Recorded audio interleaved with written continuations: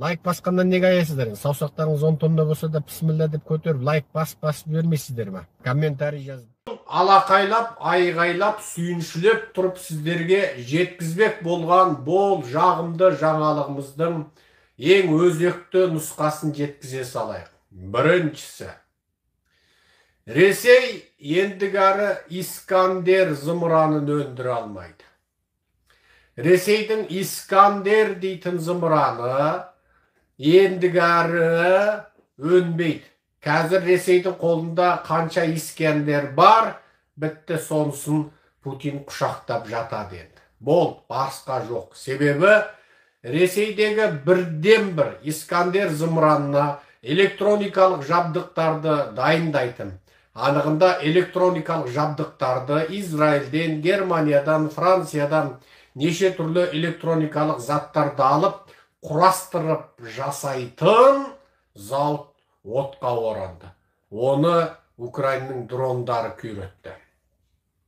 Әрине, бұл электроникалық зауыт өзін соғыстық мақсаттағы зауытпыз деп жарияламаған. Анығында ол Искандер зымыранның ең маңызды бөлшектерін өндіреді. Мына компьютерді білетін жұрттың бәрі біледі. Сіздің компьютеріңіз, мысалы балаңызға берген компьютеріңіз кәдімгі үйдегі үстел компьютер болса, персонал компьютер болса, оның алдында тұрған мониторы, экраны ол бөлек, ол тек көрсетуші ғана. Оның экранның үлкен кішілігі, андағы көрсететін экранның жиілігі 1084 ба, 780 ба, көзге жағымды ма, жағымсыз ба, реңі қанша, жаңағы реңді нүктелерден құралады, 1 квадрат миллиметр жерде қанша электрондық нүкте, мысалы суретті көрсетіп тұр деген ұғымдарға ғана байланысты. Екіншісі, бұл жерде компьютердің процессор, яғни 4 бұрыш сандығы, енді ол жерде ең біріншісі mainboard. Орыстар материнский плата дейді. Сол mainboard, негізгі тақтайша. Енді бұл жерде ең маңызды нәрсе бар, процессор. Яғни бұл жердегі біз айтатын чиптік заттар. Одан арғара екінші нәрсе бар, осы қатты диск, яғни бүкіл ақпарат сақтайтын қойма, сақтауыш, қамба, бидайыңызды сақтайтын.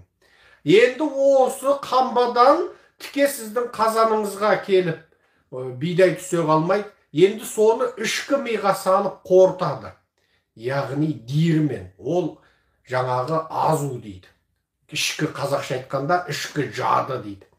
Жаңа процессорыңыз бар, ішкі жадыңыз бар, аналық тақтайша бар, mainboard бар. Содан кейін бар, енді оны жаңа процессорды суытатын суытқыш бар. Мысалы, хаккерлер сол процессорды суытып отыратын кәдімгі желдеткіш вентиляторды 1-2 минутқа тоқтатқанда сіздің mainboardыңыз күйіп кетеді. Енді соның ар жағында ұсақ электроникалық жаңағы жалғама схемалық сызбалар бар. Орыстың бұл зауыты қандай? Бұл жаңағы сияқты мен айтқан бөлшек затты біреуін Германиядан алады, біреуін Франциядан алады, біреуін бүйтіп сөйтіп құрастырады.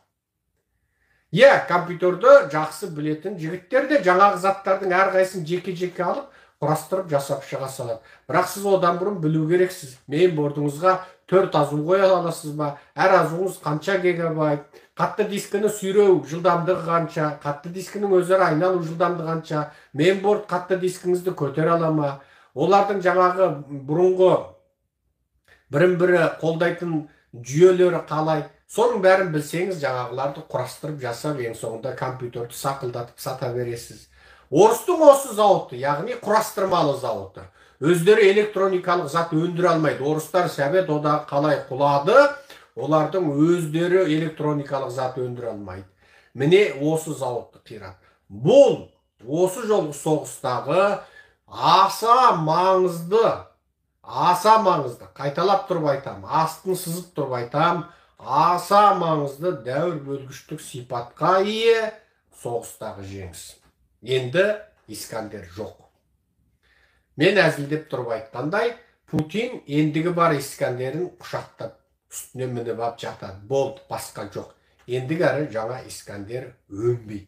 Енді аяқ астынан Қытай Сен сол Искандеріңнің құпия техникасын бер, бұғанға дейін біз оның пиратын көшірмесін жасадық.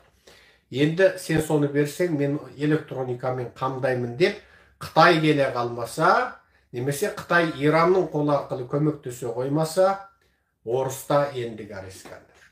Бұл бірінші жағымды жаңалық. Екіншісі, Украин 20 шақты дрондық кәдімгі үйіліп келген дрондар шоғыр арқылы шабуыл жасап, Ресейдің бір жолда 4 ірі тасымалдаушы ұшағын қиратты. 4 ірі тасымалдаушы ұшағын қиратты.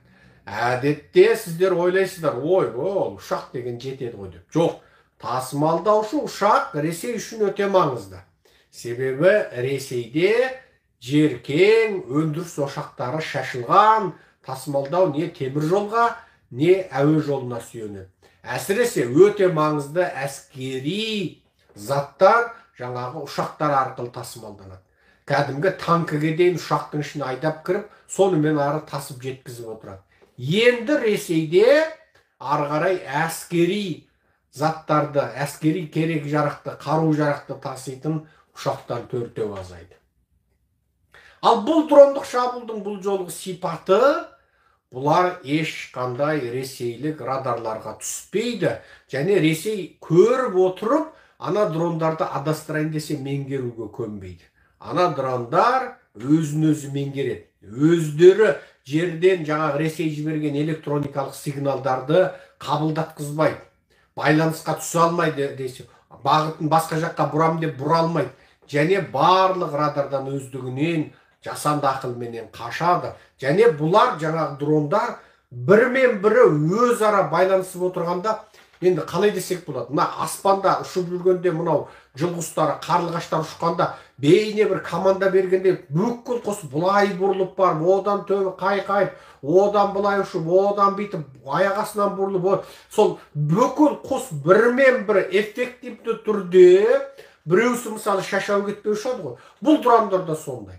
Бұл дрондарда жаңағы бірімен бірі сондай эффект. Бір бағытқа, яғни бір ортақтан басқармайды. Мысалы келіп келеді, өзі бұрылады, өзі қайтадан бірге, өзі қашады.